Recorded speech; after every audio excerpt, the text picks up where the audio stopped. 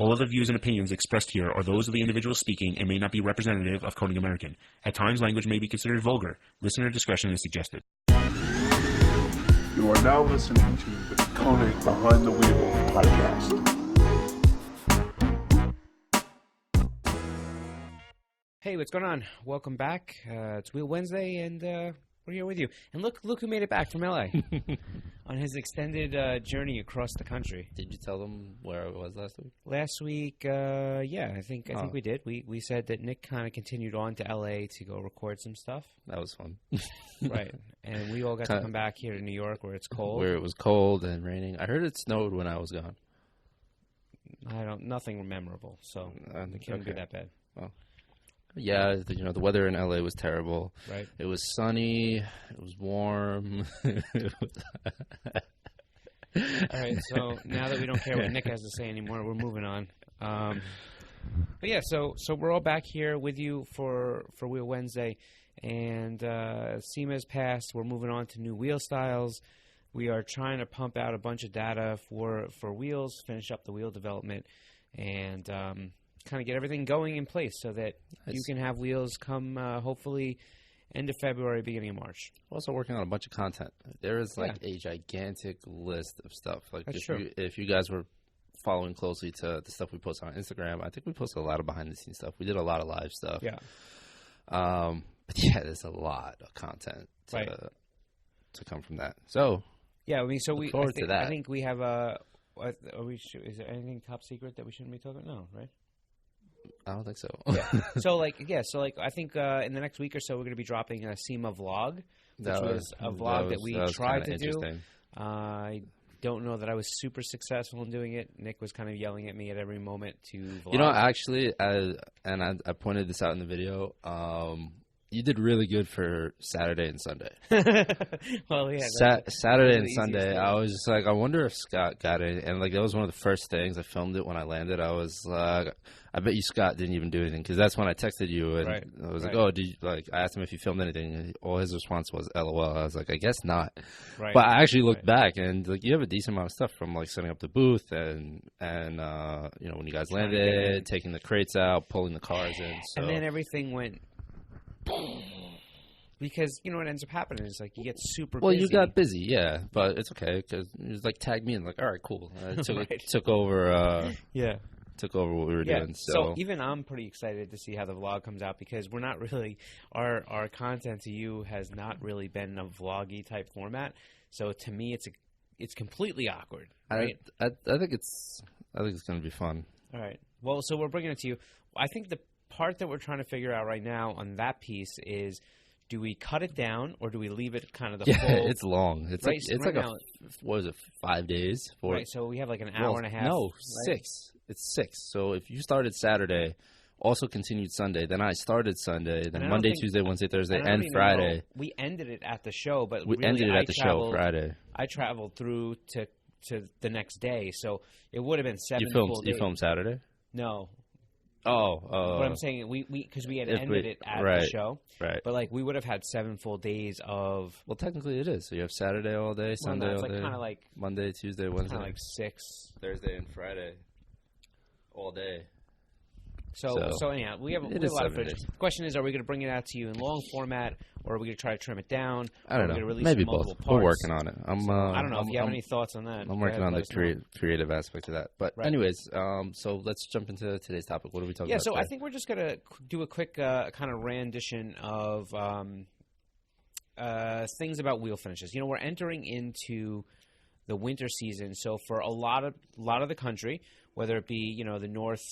Midwest of the country, in some of that Midwest section of the country, and especially the Northeast where we are, there's that thing that's happening where winter and so some states are requiring you that you have to, it's the law, you have to put snow tires in the car, right? Really? Yeah, is that a thing in New York also? It's not a thing in New York. No. I mean, I think people do it? Yeah, but I mean, Well, probably yeah, more people definitely do it. I don't think it's a law though. No, but I'm pretty sure New Hampshire, Connecticut, I think Maine, a lot of the really northeast states, they have to change to winter wheels and winter tires. Interesting. So because of that, I mean, these people may not have the problem as much because they're going to be buying wheels that they probably use more dedicated for snow wheels, right? Whereas there's been years where I've been stuck in one of my past Miatas with summer tires on and stretched to all hell trying to. Yeah. Anyways, everybody's made that bad decision, but we've all been there. So really, what I don't want to get too much into winter wheels. Maybe we'll do another podcast on that later, but what we should talk about, and we haven't really touched on it too much, is wheel finishes and which wheel finish you should pick for your car. And so we do get a lot of questions about wheel finishes, especially when it comes down to wheel care, and we're working on some content for that. For now, we have some frequently asked questions on our website, and it's a pretty basic answer. The answer is just, clean them often with a non-acidic car wash, like paint-safe soap. Right. And water. Just clean them frequently. So getting into the whole winter topic that you just mentioned. Yeah. I don't want to get into that too much because I think we'll do a separate topic. I just mean right now, and when I got back, I was pissed because I hate driving the Miata when it's raining or snow or anything, especially in the wintertime because all the dirt and debris comes up, but also the salt. Yep. I came back. And there was salt literally just piled up, in the sides or whatever. I was like, it didn't even snow like that. Well, I think when they're expecting ice, they obviously prep the roads. They went so hard with the snow, with the salt. I was like, this is disgusting. I didn't even want to drive the car. I was like, I just want to leave it there. I don't want to touch it. But I mean, the one thing, and like I said, I think we'll circle back and we'll end up doing a podcast that's really primarily about maybe wheel care and winter wheels and that whole thing. But there is something to choosing a finish. When you go to buy a wheel, considering where you live and the kind of environments that you'll use your wheels in is a big thing. I just wrapped the podcast. At SEMA, we did a podcast with the Rag Company, and if you're not familiar with the Rag Company, go over and check out their channel. I'm going to link the thing below. See, you did it, not me. So, no, I didn't do one of these things that you like to do. There. Yeah, but I'm not going to put anything in there. I just he's going to put it in there. I'm not going to put it in there. Just go below. but the Rag Company, they're a company that they're primarily they're all detailers, very talented detailers, very very knowledgeable. And they have a company where they produce different microfiber and different cleaning towels, and they also distribute detailing supplies and different things. They have way more. I mean, they're way more into the content game than we are, and they do a great job. So if you have some time and you're interested in any cleaning tips for your car, detailing tips, head over to them. They have so much information that you're literally going to go out of your mind, and then you're going to end up buying a lot of money. You're going to spend a lot of money in wheel cleaning. You're gonna cave like Scott does every time he watches one of their videos, 100%. And you're gonna be like, "Damn, I've been cleaning my car the wrong way." I think that when you start watching their content, one of two things has happened: either your Amazon cart will get really full, or you'll end up buying new towels from their site instantly. But anyhow, go check them out, the Rag Company. But anyhow, the point I was getting to was at SEMA, we sat down. They wanted me on their podcast, which is I don't know why, but hey, listen, happy to oblige, right? So we sat down with them for a little bit, and we had a good conversation. We did talk about wheel cleaning. So a lot of the stuff I'm going to kind of mention here is a little bit already interwoven into their podcast. So if you want to check that out, that's on their channel.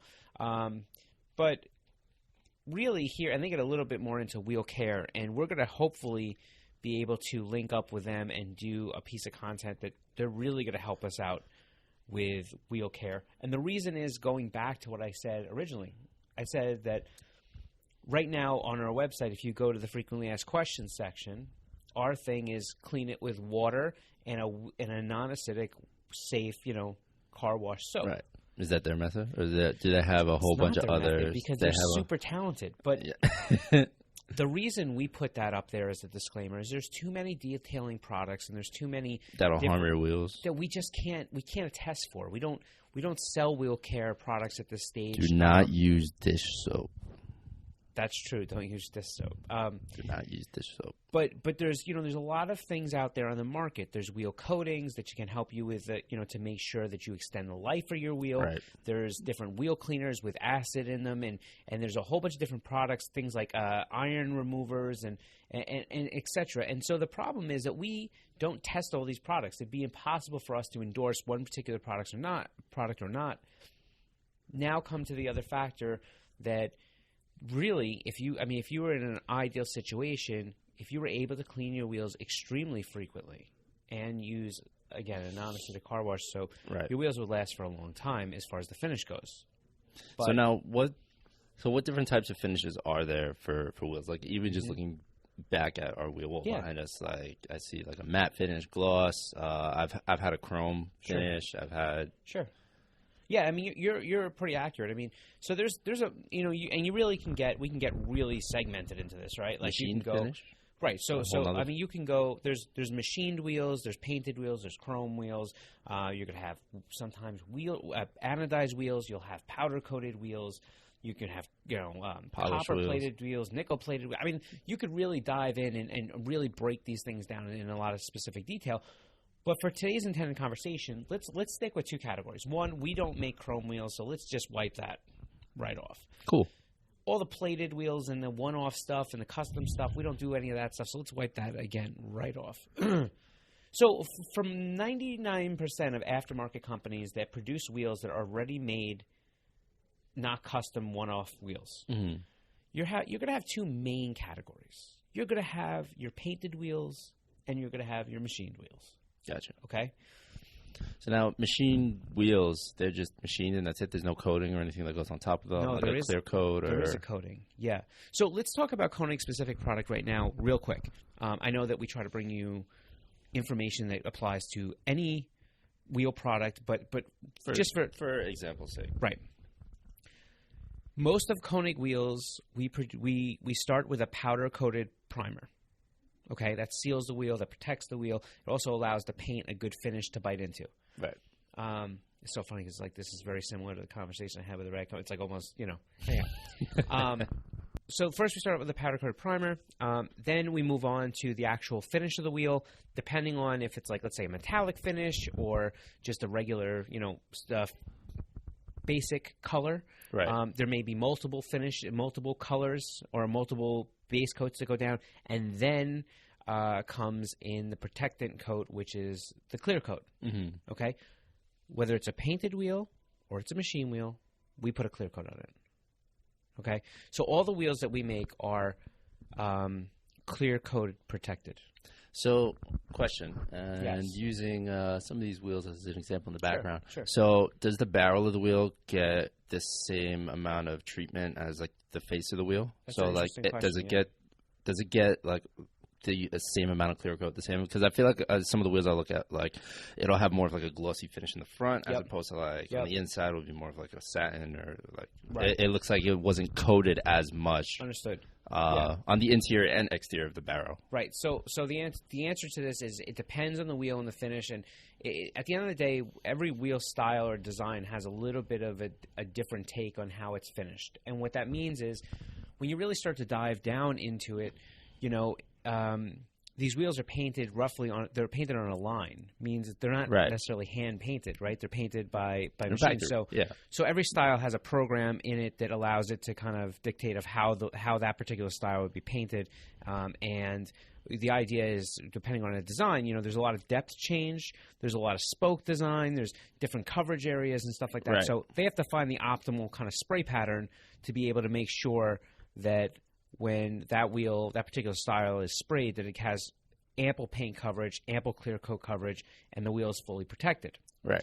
Now, when it comes to the front and the back of a wheel, there's a couple things. We try not to spray the mounting pad on the back of the wheel, okay? It's kind of one of those things where, you don't really want to put anything on there that could stop the ability of the wheel to be able to sit perfectly flat against the hub. Right. So you usually see that will be a very raw finish there. And remember that the powder coat primer that we've already put on is the sealant of the wheel. It's already been sealed. So you have to put that on the back? What I was about to say or ask, so is that put on the back and then it's machined out? Or? What do you mean? The wheel is the whole wheel is powder coat primered, and the back pad is machined afterwards. Okay, right, yeah, that's what I was saying. Yeah, because that's what allows it to get to that perfectly flat surface, and to make sure that it arrives at the offset that we've selected for the wheel. Right. Right. Gotcha. So yeah, you'll see depending on what wheel it is that you're not going to necessarily. It may not be 100% the same finish throughout the whole wheel. Like in other words, in the back area on a very dark wheel, it may be black, or it may be gray, or whatever it may be, but very close to the color on the face. Right. And you might see that the wheel is blown in, but again, that's on top of the sealed powder coat primer already. Gotcha. You know what I mean? And so there's a few reasons for that, but a lot of the reasons has to do with, again, making sure that the finish on the front of the wheel is exactly how it's supposed to be, because that's the part you're going to see. And if you sometimes, like when you blow in the front and then you blow the back in, well, if you went too heavy on the front, you can start to get like overspray onto the front or the side of the spokes, and it doesn't give a uniform appearance. So there's a lot into that, but depending on what wheel you get, sometimes it is, and sometimes it's not as much, and you'll see that you may see more of that exposed powder coat primer. Maybe it's black on the inner barrel, whatever it may be. Right, and like the tiny like little crevice areas or up in the wheel. I feel like I've seen that in some wheel designs where like. No. In like a colored wheel, you could almost kind of see like the white or whatever color underneath, and like the. Maybe I've just been looking at some cheap wheels. Yeah, I'm not sure. I mean, sometimes you'll see, like, like if you look in the, like, we're pointing to the back if you're on iTunes here, but we're pointing to a wheel. But, like, see how, like, like this, it would say flow formed, like there? Yes. Like, if we did a two-tone finish there, sometimes what you would do is you would see that the actual lettering deep down inside the wheel may have a different color. But that's usually because, you spray it with one color and then you do a face a different color or something like that. So we just leave the lettering, the original color, but that's one thing. Anyhow, so let's get back to the whole finish thing. Wheels are broken down into roughly two categories: machined and painted for us. And so again, we just told you how they're finished. We told you that the clear coat applied to every single wheel, whether it's painted or it's machined. So basically what we're talking about here is there an advantage, depending on where you live, based off the environment and how harsh of the environment may be where you're located? And the answer is yes. If you live in the Northeast, if you live in a harsh winter area, if you live in an area where it's going to be maybe a lot of road debris or anything like that, you'll probably be safer if you choose a full painted wheel. As opposed to a machine. I was about to say, I feel like painted would be more beneficial. Yeah, it is. I don't know. I feel like, again, kind of going back to the other thing, machine might be a little bit more or less durable under certain conditions, and also harder to clean with all the dirt and stuff that comes with it. Yeah, I mean, there's no doubt that the machine wheel will start to show imperfections or chips or from sand and rocks and road debris quicker. But there's another reason, and that reason has a lot to do, and we get this question a lot. I answered this again on the Rag Company podcast, but if the clear coat is the same on the painted wheel versus the machine wheel, then why does it matter? Right? Do you have any thoughts on that? Like why would a painted wheel be more if it's the same clear coat protecting it? Could it be due to how the clear coat cures and sticks to what's underneath it? I mean, because I do know that when you're painting something, what you have under it definitely adds. Like if you were to respray a car without priming it first, it wouldn't stick as well as if like you did prime it. Sure. Prior. So if you're doing a machine wheel, there's not as much primer or like other stuff for it to really, Yeah, no, I do understand. So, I mean, in absolute theory, I guess that would apply very true, and there's probably a lot of truth to that. For this situation, for the most part, that the clear that's put on and the way that they put it onto a machine wheel, it's done so that there's an equal playing field. Like it's done so that they know it will adhere and bite in and the whole thing. So let's say for today's intended purposes that the playing field from the painted wheel to is somewhat even, right?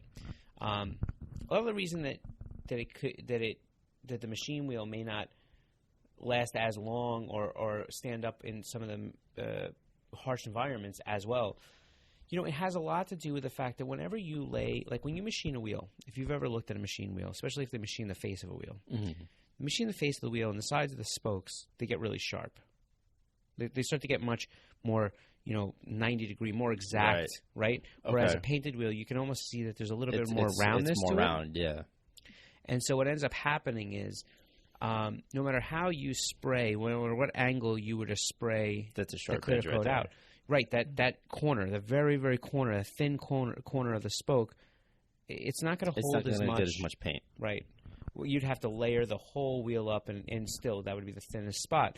So what ends up happening is, you're driving on your roads. You can catch chips on those corners. Oh, yeah. Like you're driving on those roads in different areas. And the first thing you have is in those rough areas is a lot of sand and a lot of salt and a lot of different things. And so, yes, the chemicals play a part in this whole thing. But as they start to wear down that clear coat against that corner, that sharp corner, what ends up happening is that's going to be the first spot that permeates and allows something to start to affect and get in under the clear coat. Right. That actually makes a lot of sense. Yeah. So, so that's the deal, right?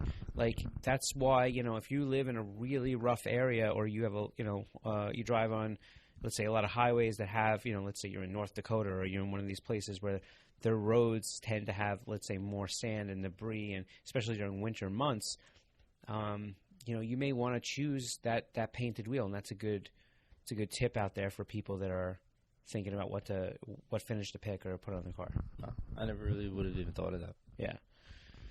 So that's the basic in that stuff. I mean, there's a lot more to the whole wheel care thing. I really wanted to come from the rag company or somebody equivalent because I think that they know products way better than we do.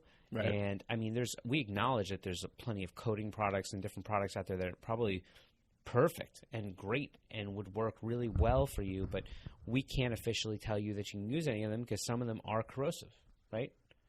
And in the wheel care thing and the winter wheels thing, we can actually talk about. Maybe we'll do it next weekend. Next week.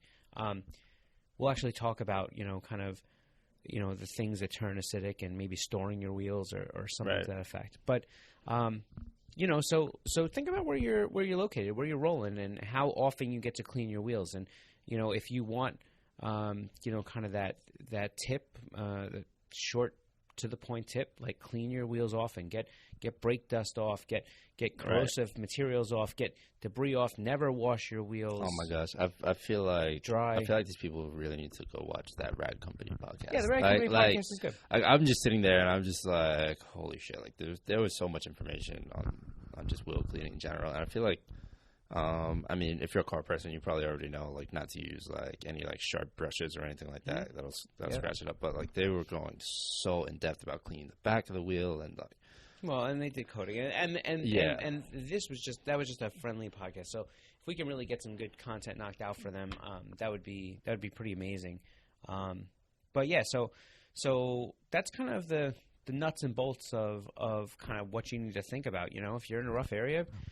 think about the finish that you're putting on your wheel. And listen, here's the thing, too, is that this applies for all companies. So, when you start to think about having wheels that are, really crazy or this machined or that machined or this color on here and this color. I mean, like, think about, what your use is. And if you are, and that's why, just to kind of really circle around to this, people change their wheels when they do enter the winter season, right? Yeah. Like, if they have those nice wheels, they'll take them off. They'll either have another set to put on, they'll put the stocks on. I never get rid of stock wheels. So many people I know will get wheels for their car and then post the stock wheels up for, like, stupid cheap. I'm just like, why would you do that? I'm like, first of all, stock wheels, depending on the car you have, like, they don't really go for that much. Like, unless you have like a brand new car. Yeah, unless you have like a brand new car. Like I know those new Accord wheels and like the Civic Si wheels. Those will go for a lot of money because people will put them on like older CRVs. Yeah, and a lot of Nissan stuff. Yeah, a lot of the Nissan stuff too. But like my Daisies, for example, on the Miata. Like, I'm not going to get anything for those. I'll be lucky to get $100 with brand new tires for those. It's like it's not worth it. Like, just slap those back on the car in the wintertime. Yeah, unless you have those BBS ones. Well, that's a completely different story. Yeah. They still go for some good money. That's true.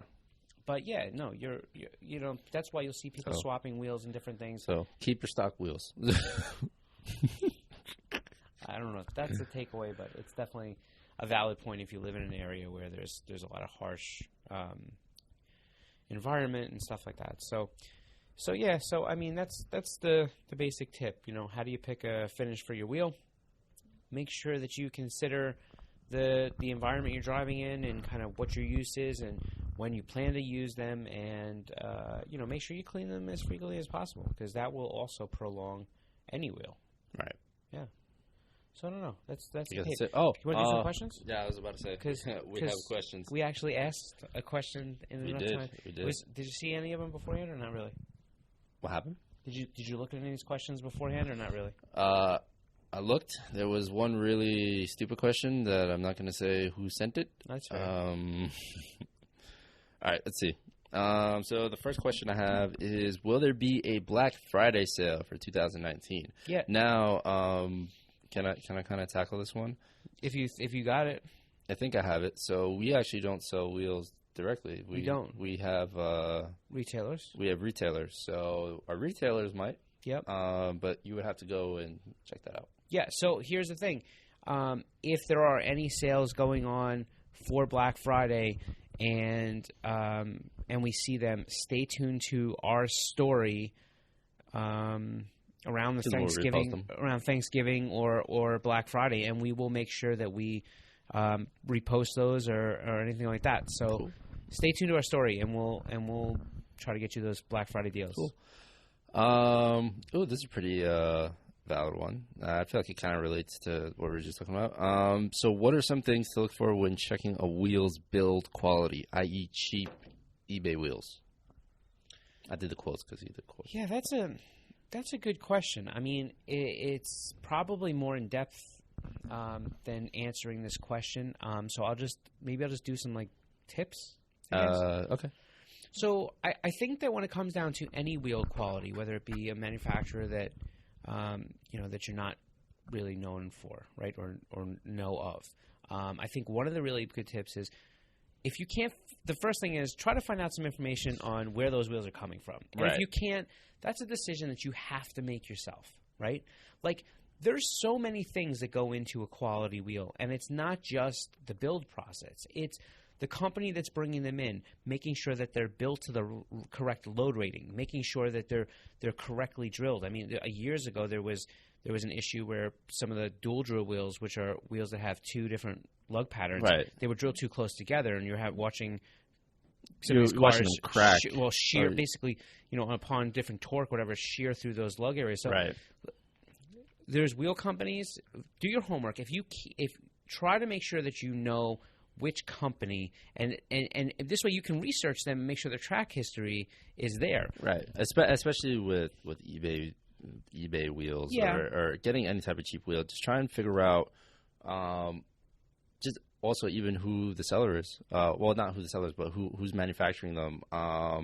Or check reviews on the person that's selling them, or email the seller and try and get some more information on them. And if you can't figure out what brand they are or where they were manufactured, and again, in the country of origin for where they're manufactured is not necessarily a telltale sign of right, because some wheels are manufactured. Well, wheels are manufactured everywhere. They're manufactured here in the States, internationally, outsourced. So I would say, make sure that you do your research. Make sure that they're coming from a reputable manufacturer. Make sure that they are the proper load rating for your car, that they're correctly, drilled for your car. You're getting the right bolt pattern. Make sure that if you need hub-centric rings, you're getting those as well.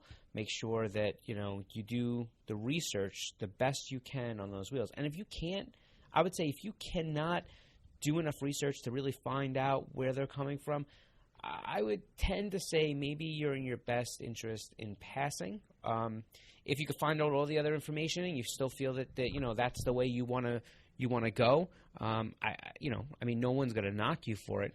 But, keep in mind, what's the difference? There's a lot of companies that build price affordable wheels. Like we build a lot of especially our regular, traditional cast stuff. It's pretty affordable. Right. So, if you're talking about a difference of $100 a set, which is $25 a wheel, which is a lot for some of the smaller wheels, like if $100, is that going to be a big enough savings for you to worry about, like to have to think about? Is this quality built enough? wheel? But I would say, if you find the manufacturer, see if you can find the manufacturer, make sure they're good, make sure they have some history, make sure they're properly load rated for your car, make sure you get the right hardware, make sure they're, stuff like that. And I think if you do, for the most part, you should be okay. Right. Okay, so the next one is opinion on stretched tires. What's your opinion on stretched tires, Scott? I think we all know where we're going here. I already know what your opinion is. Yeah, but they probably don't. My opinion is I'm a functionalist, right? Scott's a super functionalist. I really am, and I will never knock anybody for doing something that whatever. But this is actually a much more black and white topic than we get credit for. Yeah, there are approved. All right, so each tire from a manufacturer has an approved rim width, and your car comes with a tire, and using that tire size gives you the overall rolling diameter, meaning that should never change. Right. So when you pick a tire for your car, it should be the same overall rolling diameter. That doesn't mean that if you had 15s, you have to stay with 15s. It means that if you go from 15 to a 17, the overall height of the tire that you're using has to remain the same. Yeah, so if you're increasing the tire profile on the 17, it should be lower than... Right, and I don't want to give that general, but basically, like if you're using a 15-inch tire, well, when you go bigger on the wheel, when you go to a 17-inch wheel, the tire gets shorter. Right, but it still stays the same size, the same height. Right. Right?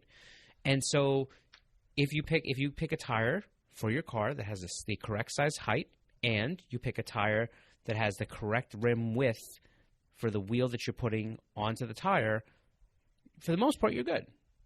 But, that's very basic, so always consult with a wheel and tire professional locally. Right. But when you start to stretch the tire, let's say you take a 195 and you put it on a 9-inch wide wheel or an 8-inch wide wheel, there's risks that come with that, and it's very dangerous. And I know a lot of people do it. 195 on an 8? I feel like that's not too severe of a stretch. It depends on the overall. I'm giving you an example. It depends on the overall height, right?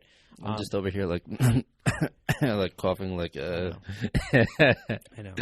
But, look, the truth is when you overstretch a tire, you could enter into an area where it could introduce a catastrophic blowout. Right. Okay. It could debead a lot easier. Could debead. You have less cushion for your wheels, so you will bend wheels more. On top of that, when you hit something hard enough, you can bend that wheel a lot easier. And all that flex and movement can easily knock the tire off, like you just said, and have it debead. And when the tire debeads, you now, depending on where that is, may lose control of the vehicle, especially depending on which speed or which position you're rotating the car in. I got terrified one time because I was driving home from Maryland, and I had super stretched tires. The wheel was like 8-inch wide. It was like 185, 175, something like that, which is ridiculous.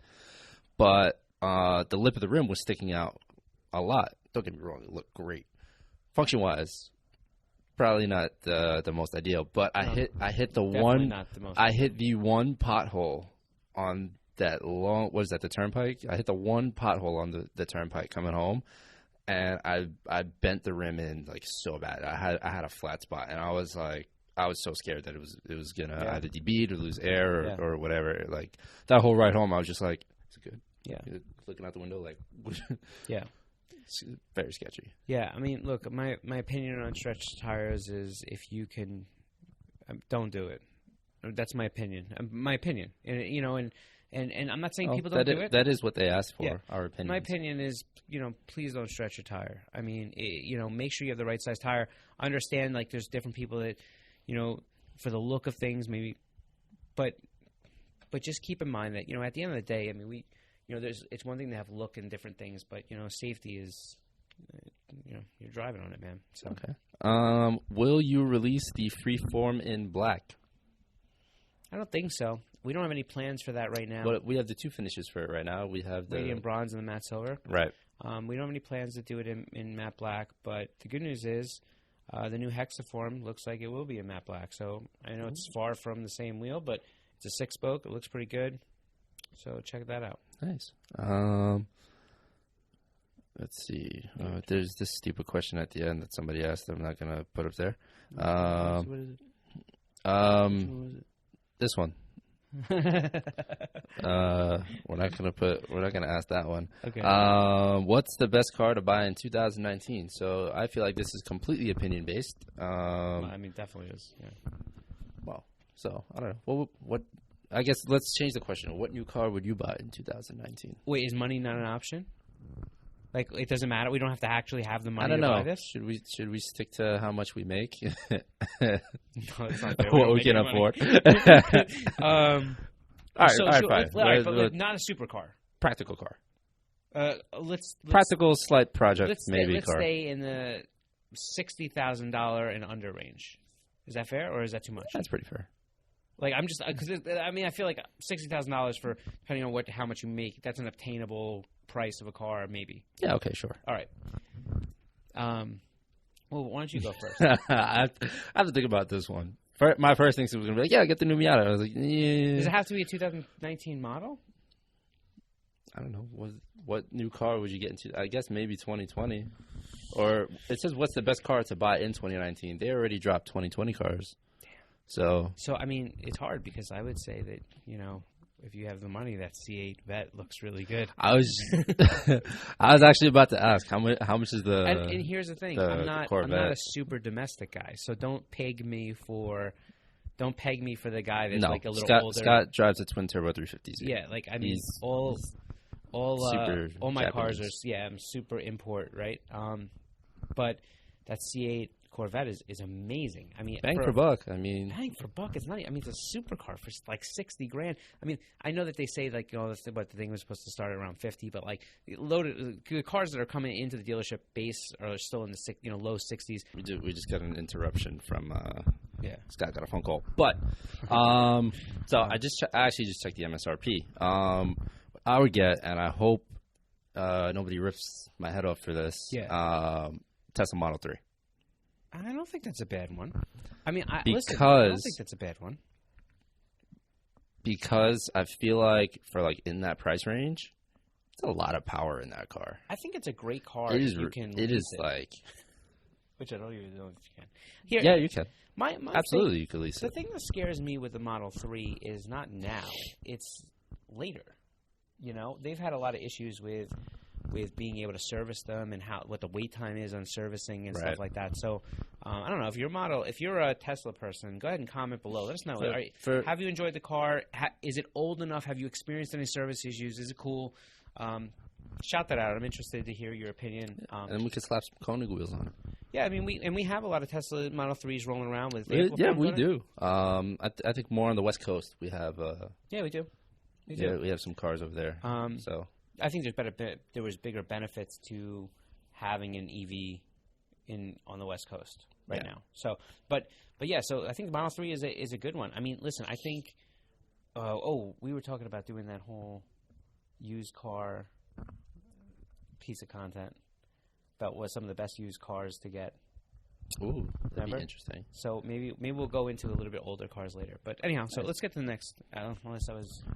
So that was pretty much the last question. I'm surprised. There's usually like 50,000 sponsorship questions, and then. There's actually not one sponsorship question in here. God, you are improving. Let me refresh it. Well, maybe it's because we do so much sponsorship content that they're just. Hey, listen, I'm good with that. We're giving you the keys, right?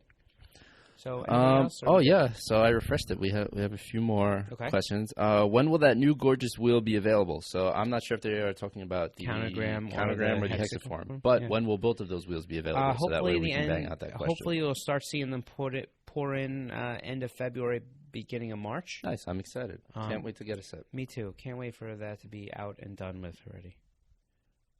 I want the countergrams. Yeah, it's gonna be nice. It's interesting. Those will look interesting. That's probably like the last thing I'm gonna do to that car is put wheels on it. One of the last things I'm gonna do. I have like a whole list of crap. Cool. Anyways, how much does your lightest wheel weigh?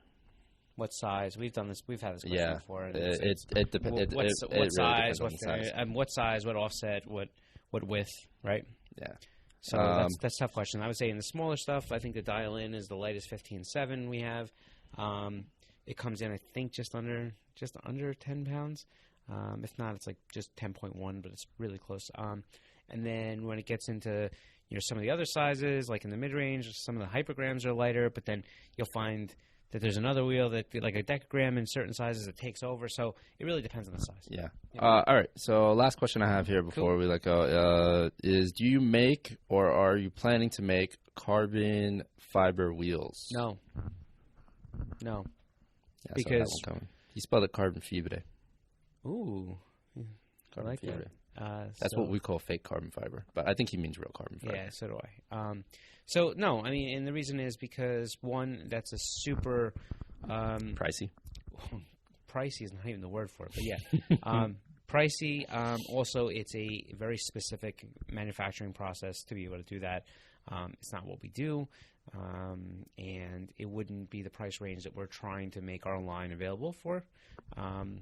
So I don't know. I mean, the question is, will one day we offer a Konig forge line? I don't know. To be determined, right? Possible. So anyhow, I guess that's it. All right. So I guess that's it. We always forget to do this in the beginning, but if you're still with us, you wouldn't mind, go ahead and like and subscribe. We're just going to do an intro. How many podcasts have we said that at the end? Did we do at SEMA? Didn't even say about it. We're going to make an intro, a separate intro to insert. No, we're not. We are. Nick doesn't know it, but we're going to do it. So we're just separate. All right, we can talk about this later. Anyhow, listen. If you're still here, please give us a thumbs up, like, subscribe, that whole thing. And if you wouldn't mind, share this thing. Maybe not this one. Maybe go find another one that you like better if this one wasn't for you, and share one of those. But we're trying to put out as much content as we can that is related to wheel knowledge in general. And we hope that it provides some value to you. That's all we're trying to do. You rarely hear us say, go ahead and buy this wheel or anything like that. Yeah. And we love when you do, so that's cool. I would love to hear about you guys, too, like the community. Yeah. Let us know what kind of wheel finish you have on the bottom. Just write it down below. Wheel finish, what kind of car you drive. Throw it all down. Everything. If you would buy a Tesla, if you own a Tesla. Yeah. Anything you want to say positive, put it down below. Yeah? Only positive. Only positive. Anyhow, all right. So that's it. We are out of here. We'll catch you next Wednesday. Until then, peace.